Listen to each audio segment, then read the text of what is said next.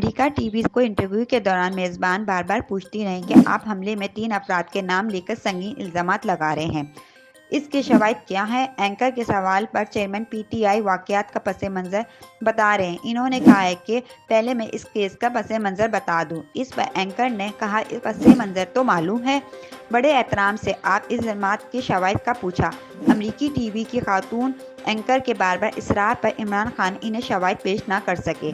दौरान इंटरव्यू इमरान खान ने कहा कि इनकी दाएं टांग से 3 गोलियां निकाल ली गई, जबकि बाएं टांग में गोली के टुकड़े अंदर छोड़ दिए गए। यहाँ इन्होंने कहा है कि गोली से हड्डी मुतासिर हुई। मामूल की सरगर्मियां बहाल होने में 4 से 6 हफ्ते लगेंगे।